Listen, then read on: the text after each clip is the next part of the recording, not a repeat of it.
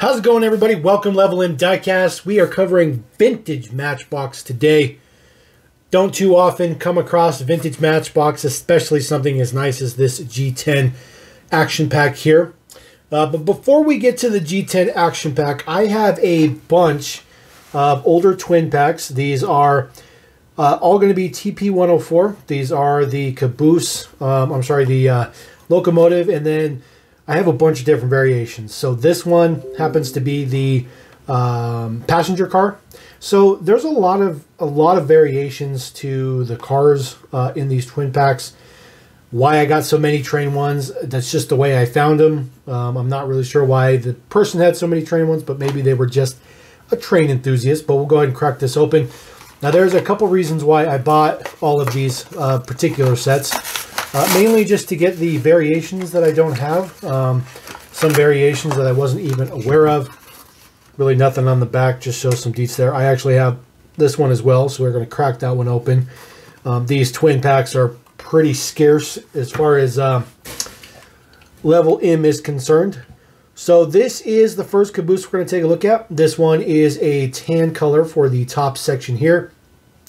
Does have a sticker on the side. They had some with stickers. They have some with print, depending on production. This particular one also has just the regular wheels on there. They also made these with actual train style wheels. So these are Lesney bases made in England, the passenger coach. So I picked this one up because I don't have this particular train car with the regular wheels. I actually only have it with train wheels. So picked it up for this one. It's unlikely that there's anything different between the caboose. Or I'm sorry, I keep calling it a caboose. The locomotive. We do have some cabooses we're going to take a look at. This one also had print or sticker on there. This one happened to be 4345. You see, this actually does have train wheels on it. See the way that those look. And of course, the cars do hook to the train. You just move the little hitch so you can get the notch in there. There we go. Get that popped out. Just hooks in there just like that. And then they did make train tracks. There actually was a couple of train gift sets that they made that you could actually put the trains on and roll on. So don't believe there's anything different with the locomotive, but we'll just keep rolling. So this is another one here. You'll see this one is actually a different unit number. See, that one up there was 431, 432. This one is 5810 and 6102.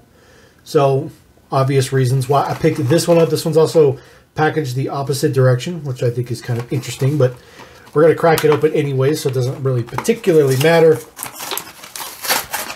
So we get the twin pack open here. Again, the locomotive is the exact same one with the 4345 on there. That does have kind of a weird off-colored print. They look different colors here, but I think one is just a little bit more faded than the other. But as far as the model goes, they are the same. There is definitely a shade variation in the red, but you know, I'm not crazy. I'm not crazy with shade variations like that. Same exact base deets on there, so nothing different between the bases. So we're just going to stack up our locomotives for the current moment. So this is the same passenger car. Like I said, just has a different unit number on the side. This one does have the regular wheels as well. So that is a sticker on both sides. It is this is the like light tan versus dark tan. So there's a significant difference between the colors on those. So that'll be important because that's going to carry on moving forward. So I'll throw them in there. Okay, he fits. I was wondering if they were going to fit in there. All right, moving on to this one. So this one does have that dark colored top piece. So the same one as the top one, except for he's got this number. So he's got this top, but this number. So just going to crack that one open. Just again, crazy amount of variations here. And like I said, I'm not one of those variation hunters for vintage Matchbox stuff. But if I come across something I don't have, I definitely want to pick it up. So again, just the exact same number. There's nothing different other than that, except for the color of the topper, which is, I don't even know how you would explain it. It's a little bit more like a caramel kind of color. That's more like a nougat color. I don't know. They're all the same to me when you blend them together. Just a Lesney base, though. Nothing different between the bases there. See the dramatic color difference between the two. And then, of course, stacking up the locomotives. So a third locomotive. All right, we do have cabooses. So this one does come with the caboose. That one does have the matching number for that last passenger car we just took out, 5810 and 6102. So I only had, actually, you know what? I don't even think I have a caboose. I don't think I ever came across a caboose. I have quite a few of these trains from back in the day, but I don't think I had a caboose. But I could be wrong. This one is a little bit loose in its assembly, as you can see there. But again, just stickers on the side. This has the lighter color as the first one we took a look at, or this one right there. So those two will match. Does have the regular wheels on there as well. I think I do have a caboose, but it has the train wheels. I didn't even know that they made these with normal wheels on the bottom until I found these twin packs. So it's kind of interesting. I'm pretty sure this guy's not going to fit in there. He definitely doesn't fit in there. We'll put this one there at the bottom, put him at the top. And then, yes, yet another locomotive. So anybody needs locomotives for their yard, I got plenty. All right, and then this is the other one. You'll see how dramatic this one is. This one is extremely dramatic. Completely night and day difference between the two. That also has the matching number, 5810, 6102.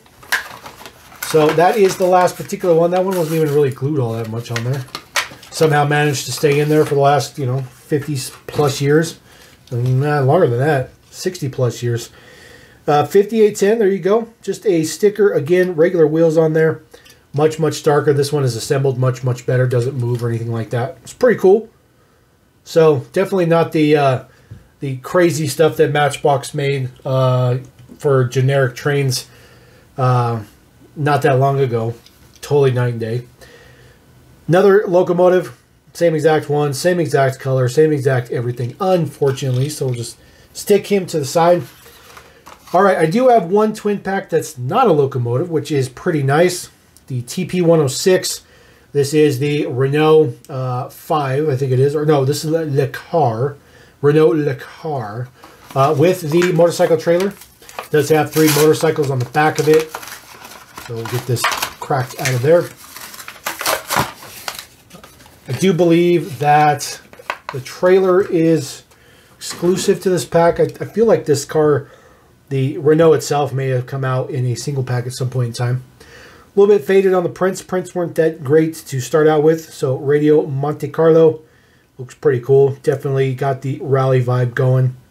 Number 21 on the side. Of course, it has a hitch because of course it does, because it needs to tow the motorcycles.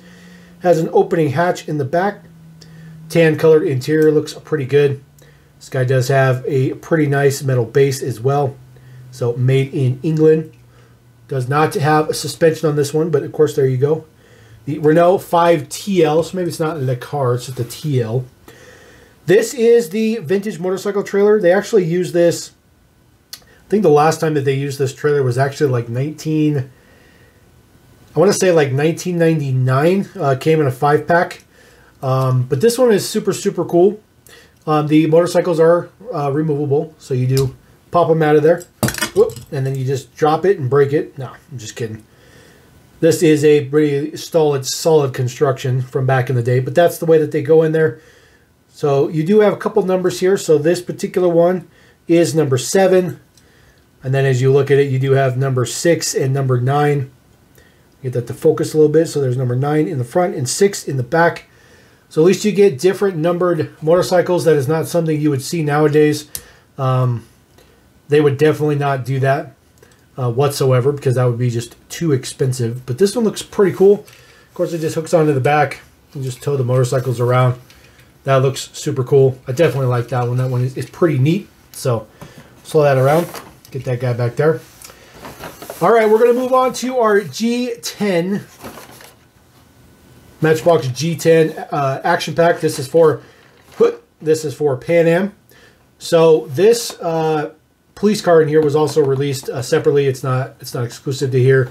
I don't know if this was released singly or not. I'm pretty sure that the Pan Am was exclusive to this one. This guy came in a bunch of different ones. One of the main reasons I picked this setup is because I don't have this guy with that particular wheel. I have him with the 8-dot wheel. I don't have the coach for this set, and I think I have that police car. It's a Grand Fury. And then there is the Dodge Caravan. Yes, the Dodge Caravan. Now, normally when I open stuff, I just kind of tear it up. I don't really spend too much time trying to make things nice. But in this case, I am going to make sure that I keep this package in good shape. It is actually in very good shape. So there are a lot of people out there looking for packages. This particular box setup will more than likely make its way to Albuquerque and into the hands of somebody else who wants to put models back into it, because these runs are going to go into the collection as loose. So I'll pull the tray out. Very, very stiff. See, that box is just in fantastic shape. Just really, really good shape. See if we got a copyright date. 1986. So not super old, but it's definitely back there. It's not older than me, so that's a good thing. All right, so it does come with a Skybuster. We'll just get that knocked out of the way. So this one does say Clipper Ocean Pearl. Pan Am, of course, does have the American flag there on the tail. This one's super cool. This is the Boeing 747. So that one looks pretty cool. Not a Skybusters fan. I don't collect Skybusters or nothing like that, but that one is pretty cool. This was probably just a pull right out of the Skybuster line and put it right into this action pack, which is fine. But pretty sure that's what happened. So Pan Am Dodge Caravan. This is kind of an interesting casting. So this was a big deal when the Caravan was new. This was the original design for it, which was pretty ugly. I did get a refresh to a single headlight on each side, which looked a lot better after a couple of years. The side door obviously opens up and slides back. That was a pretty big deal in the 80s, I feel like. I mean, other people were doing it. Matchbox certainly wasn't the first one, but that was super, super cool. The prints didn't line up all that well. Obviously, the opacity and stuff is pretty bad too, but it's still there. The production quality in the late 80s for Lesney was definitely lacking. You know, they were kind of in some financial issues at that time, so the quality is a little bit rough. So they were definitely trying to cut some corners. This does have the same burgundy interior. But I believe the original release had in maroon. So that is pretty cool. There is your base Dietz 1983 Matchbox Limited. Of course, they used the utility off-road wheel, which I thought was interesting. It was a relatively large casting too. So there is your Dietz on the back. Dodge Caravan with the good old Pentastar in there. Chrysler Pentastar. Super, super cool. We're going to add that guy to the collection for sure. Put him down there. We don't have him. All right, so it does come with the Plymouth Grand Fury. You'll see this one does have some cracking of the paint just due to age. It's a relatively common issue. So this one came with two different variations that I can recall. As far as in this deco, the door prints changed on them. I do believe I have both. So there was this one with the SFPD on the side. I think I have another one. If I have another one, it'll be on the screen right now. I'm pretty sure, though, I had another version with a different print. But all metal construction, super cool stuff. I really do like older Matchbox. The stuff was just built so much better. Plymouth Grand Fury, 1979. So casting was approaching 10 years old at that point in time, which is kind of interesting. All right, pulling out our coach. This is the just says Airport Coach, 1977, Macau base. So this one, you can see that the top didn't sit quite that well when they riveted it together, which it's fine. It hooks in the back, so it's a hook assembly. You see that it definitely didn't hook in there very good at all. So whoever put that together was going quick. So I think these were still assembled by hand. They were riveted in machine, but I think the toppers were probably placed by hand. But just says Pan Am on the side, nothing fancy with it. Very, 70s vibe coach bus for sure. Obviously, shrunk down to fit in a blister and stuff like that, but looks pretty good. The top is plastic, obviously, but the rest of it is metal. I think it's still pretty cool. I hardly have any decos for that particular bus. It just, I don't know, either it didn't get used very often or I just haven't come across it very often. All right, the Airport foam truck. This one got a little bit of a crooked print there on the front, but that's okay. Vintage Matchbox, this is just the way it works. Foam unit number 3. They did use this for a command center for NASA as well. So Matchbox had a couple different versions of it. Did have a version with an opening door. You'll see that is where the actuator part was there. And then, of course, that door actually did open on it. Didn't have the pieces here on the top.